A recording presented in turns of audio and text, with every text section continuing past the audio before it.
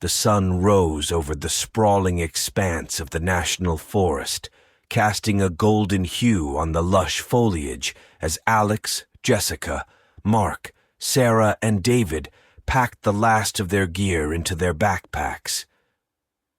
Excitement buzzed through the group as they set off on their long-anticipated hiking trip. Each carried their own essentials: sturdy boots, food supplies, tents, and sleeping bags. They double-checked their maps and GPS device before stepping onto the trail. The first few days were everything they had hoped for. The forest was a haven of tranquility, with towering trees providing a cool canopy overhead and the sounds of birds and rustling leaves creating a soothing background. They hiked along well-marked trails, stopping frequently to marvel at the beauty around them and to take photographs.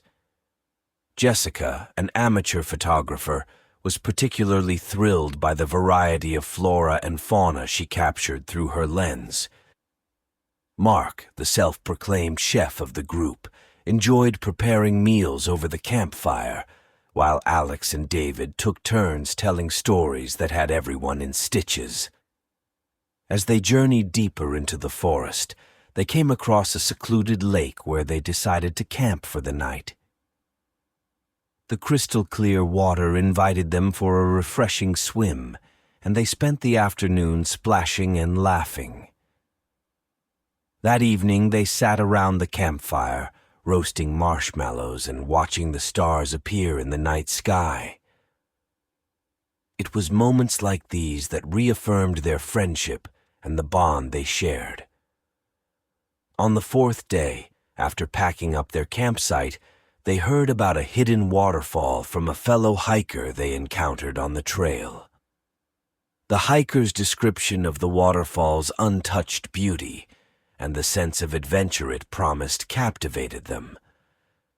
Despite the hiker's warning that the path was unmarked and tricky to follow, the friends were undeterred. They decided to take the risk, eager for the thrill of discovering something few had seen. Following the vague directions given to them, they veered off the main trail onto a narrower, less defined path. The thick underbrush and uneven terrain slowed their progress, but their spirits remained high. The promise of the waterfall kept them motivated, and they joked and chatted as they made their way through the forest. As the hours passed, they began to question if they were still on the right path. The dense foliage made it difficult to see any landmarks, and the GPS signal was weak and unreliable. Still, they pressed on, convinced that the waterfall was just around the next bend. By late afternoon, they realized they had strayed too far to easily retrace their steps. The path had vanished entirely, swallowed by the forest. As dusk approached, the realization set in that they were lost. They decided to set up camp for the night and reassess their situation in the morning. Around the campfire, the mood was more subdued than usual. They tried to reassure each other that they would find their way back, but the uncertainty loomed large. The forest, once a place of wonder and adventure, now seemed vast and intimidating. Despite their unease, they managed to sleep, though their dreams were filled with images of endless trees and paths leading nowhere. They awoke with a renewed determination to find their way back to the main trail. However, with each step they took, the forest seemed to close in around them, its dense vegetation and labyrinthine pathways offering no clear direction. As the sun rose on their fifth day in the forest, the group awoke to an eerie stillness.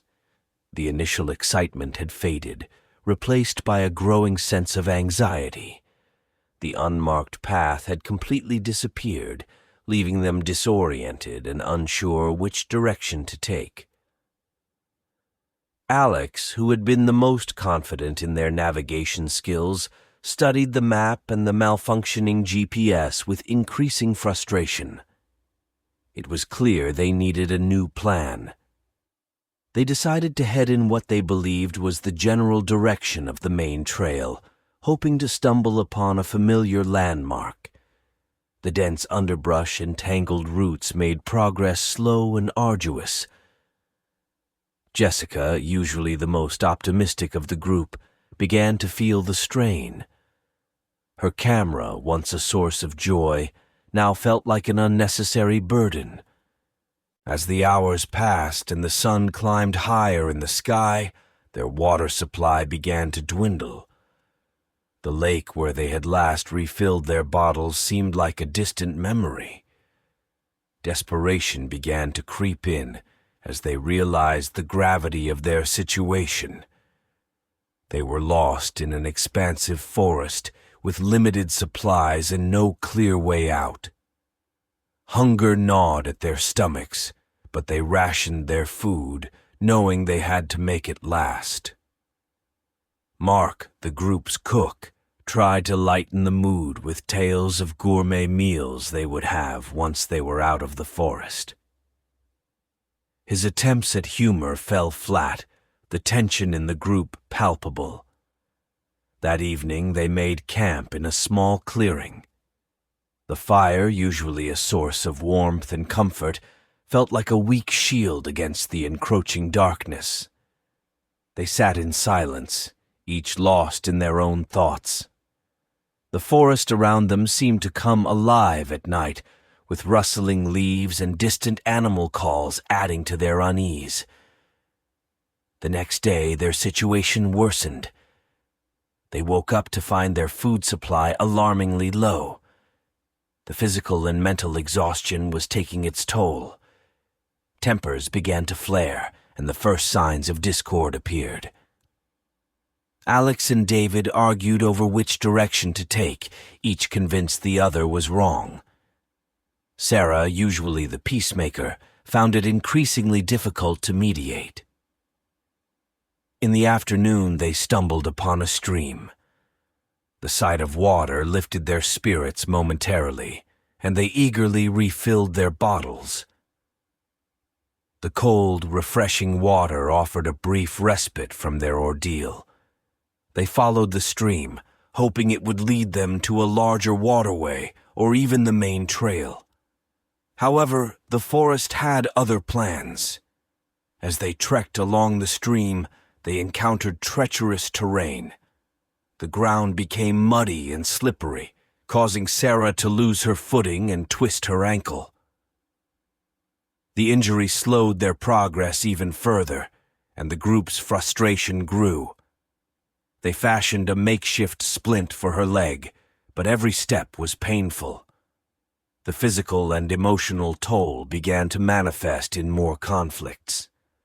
Mark blamed Alex for convincing them to take the unmarked path. Jessica, overwhelmed by the situation, broke down in tears.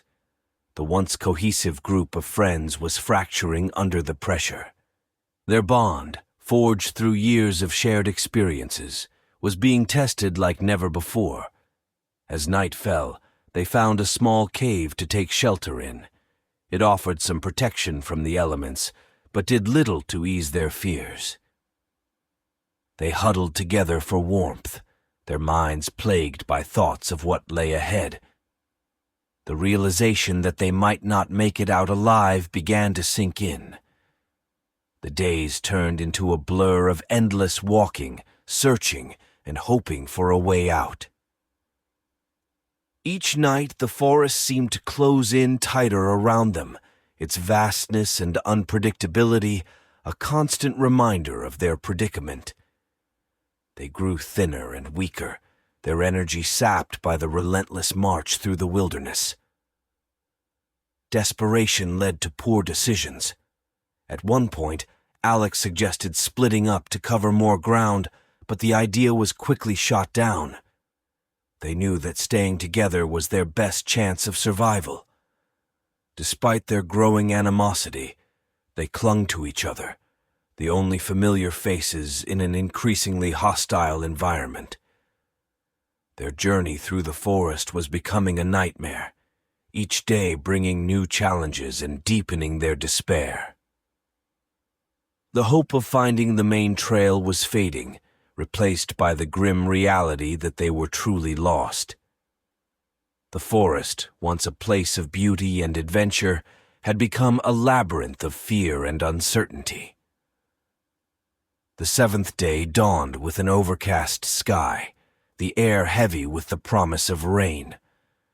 The group's supplies were nearly exhausted, and the tension among them had reached a boiling point. Mark's attempt to catch fish in the stream had failed, leaving them without food for the day. Hunger gnawed at their bellies, and their bodies were weakened from the constant exertion. Their arguments had become a daily occurrence, each member of the group struggling with their own fears and frustrations. The friendly banter that once filled their campsite was now replaced with accusatory tones and harsh words. The forest seemed to amplify their discord, its vast silence a stark contrast to their growing animosity. Alex and David's rivalry over leadership came to a head when they disagreed on the direction once again. David, convinced that they had been moving in circles, wanted to double back and find another route. Alex, stubborn and desperate to press forward, insisted that they were close to a way out. The argument escalated quickly, with both men shouting and shoving each other. Sarah and Jessica tried to intervene, but their efforts only seemed to add fuel to the fire. As the rain began to fall, they reluctantly decided to make camp and wait out the storm. They found shelter under a large rock overhang, but the close quarters only intensified their discomfort. The constant drip of water and the chill in the air made it difficult to rest. Sarah's ankle had swollen badly, and she winced with every movement. Her pain added to the group's despair, a stark reminder of their vulnerability. That night, as the rain pounded the forest floor, Mark suggested they build a larger fire to keep warm and cook what little food they had left. The idea was met with resistance from Alex, who feared attracting wild animals. The argument that followed was bitter and personal, each member of the group airing grievances that had been simmering beneath the surface. Jessica, usually the mediator, found herself overwhelmed by the hostility.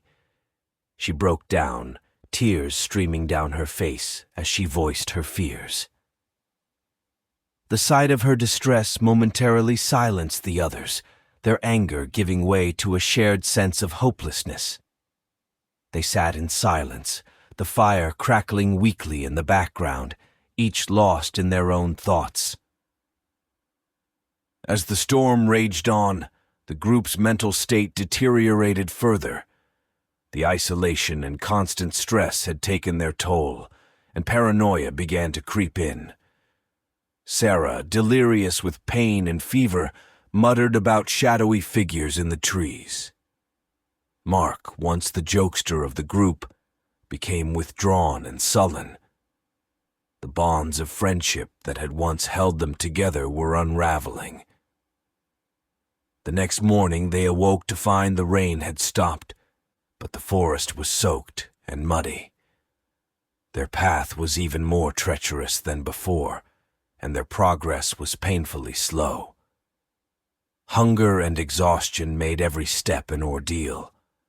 They trudged on in grim silence, the weight of their situation pressing down on them.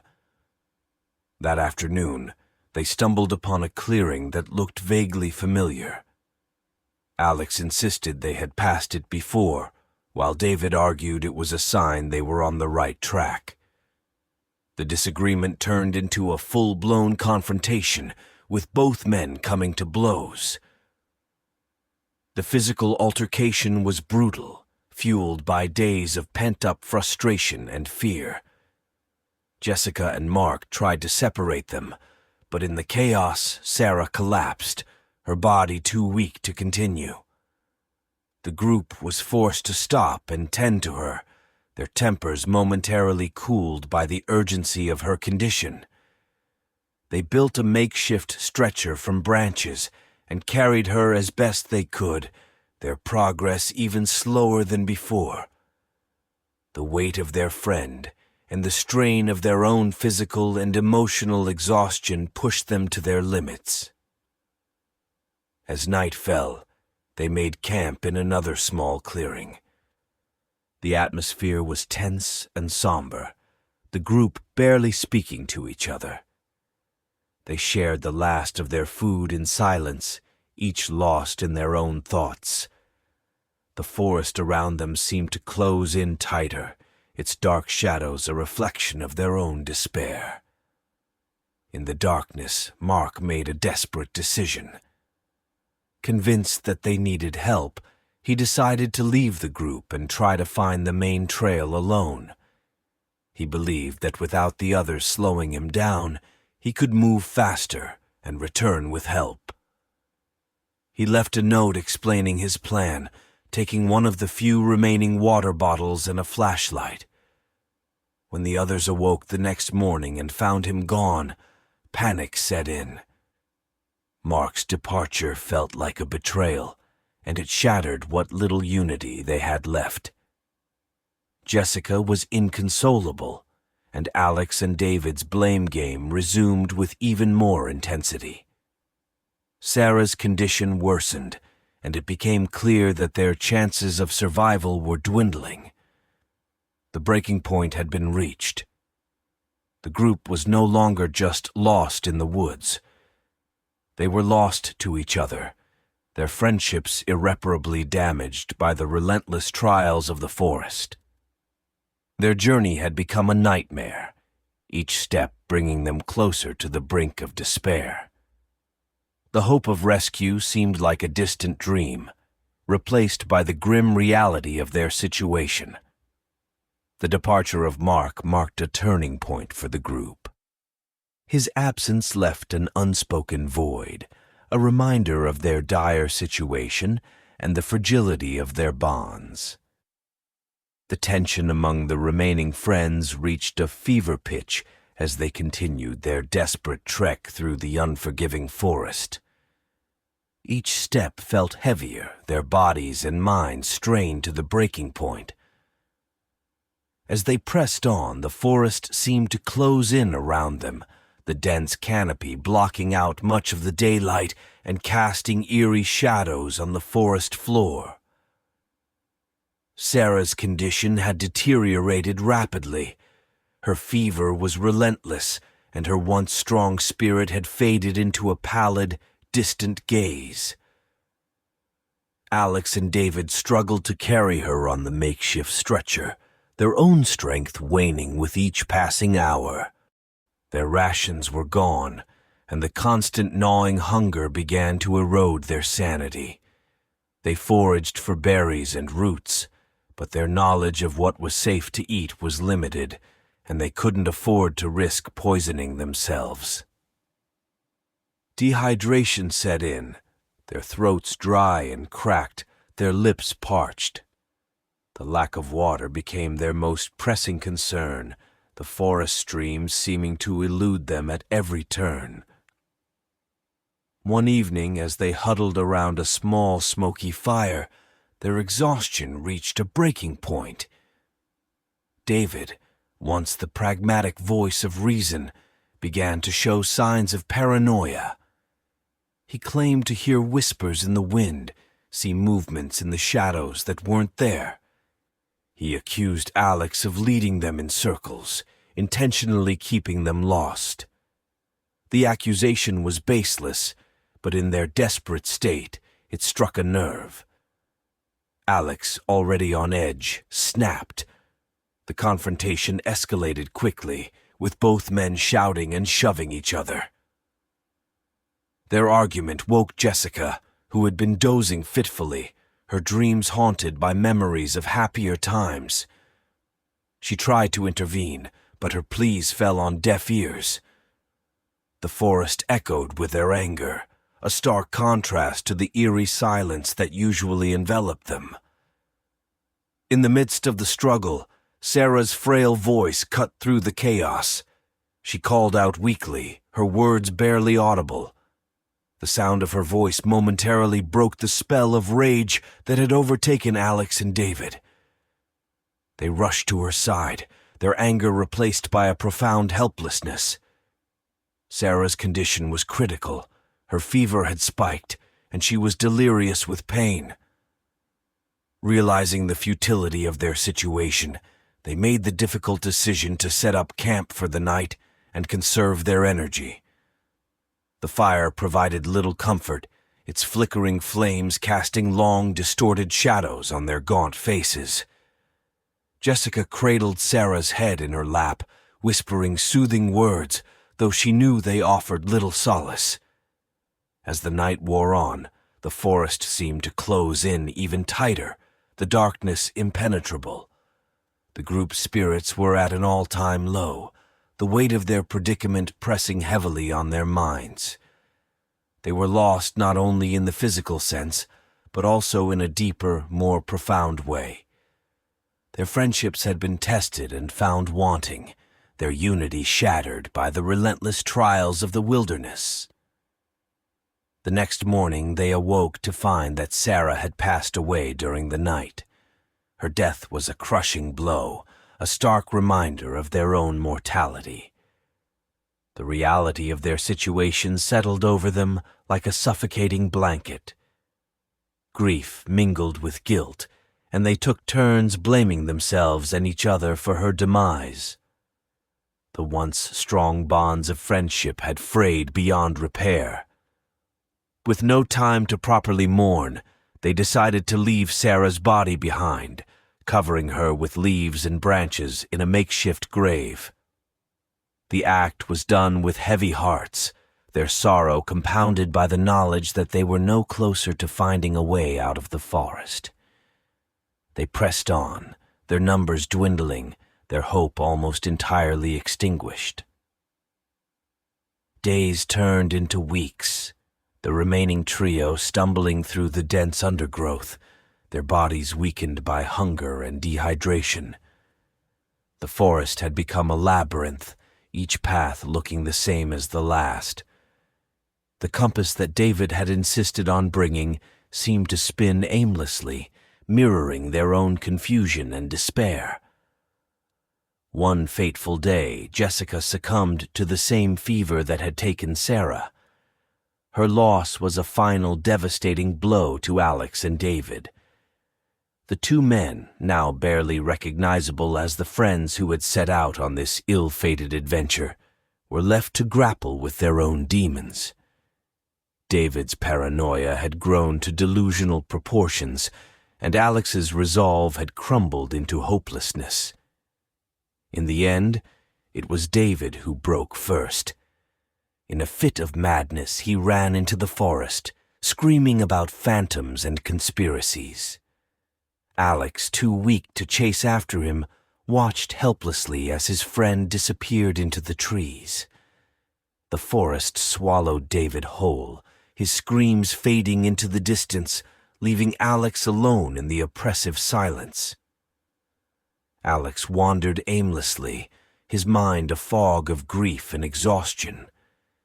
He no longer had any sense of direction or purpose, his only goal to survive one more day. But even that became too much. His body gave out, and he collapsed on the forest floor, too weak to continue. He lay there staring up at the canopy, his vision blurred by tears and fatigue. Days later, a search party finally found Alex, but he was a mere shadow of his former self. They airlifted him to safety, but the ordeal had left him irrevocably changed. The forest had taken more than just his friends. It had stolen his spirit, his sense of self. Back in civilization, he struggled to reintegrate, haunted by the memories of those he had lost and the choices they had made. The group of friends had set out on a journey of adventure and camaraderie, but the forest had revealed the darkest depths of their souls. The experience left Alex with a profound sense of loss and guilt, a burden he would carry for the rest of his days. After being rescued, Alex was rushed to the nearest hospital, where he received immediate medical attention. Dehydrated and malnourished, he spent several days in intensive care. The physical wounds began to heal, but the psychological scars were much deeper and more complex. As his strength slowly returned, Alex found himself inundated with questions from doctors, law enforcement, and the media. Everyone wanted to know what had happened in those harrowing weeks in the forest. He recounted the events as best he could, but each retelling felt like reliving the nightmare. The faces of his friends, their final moments, the arguments, and the descent into madness haunted his every waking moment. The hospital room became a sanctuary and a prison. Alex was physically safe, but his mind was a battleground. He was plagued by nightmares, vivid and relentless, where he would see Mark's lifeless body, hear Sarah's final breaths, feel Jessica's fevered skin, and watch David disappear into the forest, consumed by paranoia. Each dream ended with a sense of profound loss and helplessness. Despite the best efforts of the hospital staff, Alex's mental state continued to deteriorate. The guilt of being the sole survivor weighed heavily on him. He questioned every decision he had made during the ordeal. Could he have saved Mark? Should he have done more for Sarah? Was there a way to prevent David's breakdown? These thoughts consumed him, creating an insurmountable wall between him and the rest of the world. Family and friends visited, offering support and words of comfort, but Alex found it impossible to connect with them. Their lives seemed so distant, so removed from the horrors he had experienced. He felt like a stranger in his own life, an imposter pretending to be the person he once was. Their sympathy only deepened his sense of isolation as he struggled to convey the depths of his despair. The authorities conducted a thorough investigation, piecing together the story from Alex's account and the search team's findings. The media painted a tragic tale of adventure gone wrong, but the public fascination with the story only served to alienate Alex further. He became a reluctant celebrity, the focus of sensational headlines and invasive questions. The doctor suggested therapy, and Alex reluctantly agreed. He met with a psychologist who specialized in trauma, but the sessions were grueling. Each visit forced him to confront his memories, to relive the pain and fear. While the psychologist offered techniques to cope with the trauma, progress was slow and painful. Alex often left the sessions feeling more exhausted than before, the weight of his experiences pressing down on him. Months passed, and Alex was eventually discharged from the hospital. He returned to his apartment, but it no longer felt like home. The familiar surroundings were a stark contrast to the wilderness that had become his reality. He found himself drifting through his days, unable to focus on anything for long.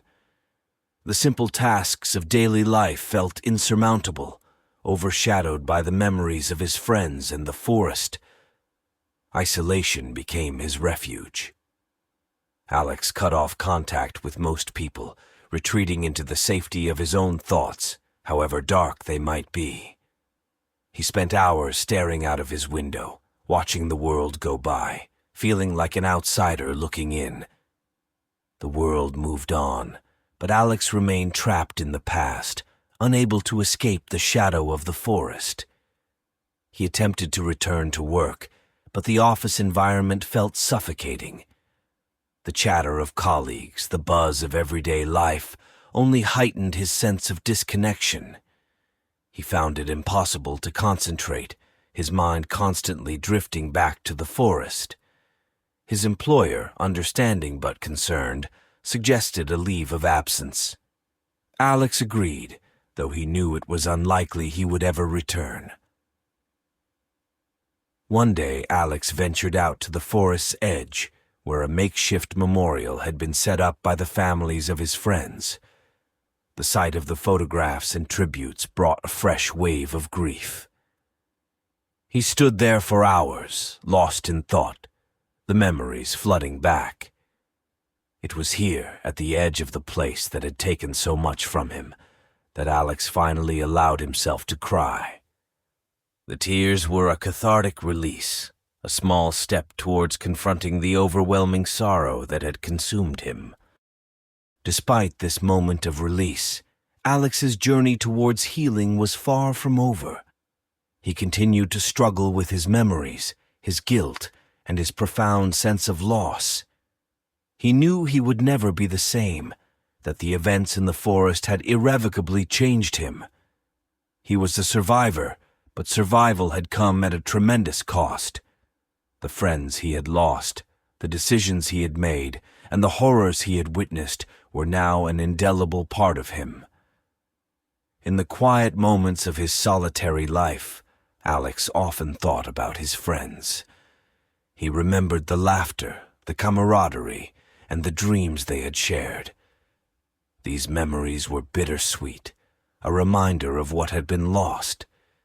He knew that moving forward would be a lifelong struggle, but he also knew that he owed it to his friends to live, to carry their memories with him, and to find some measure of peace in a world that would never be the same.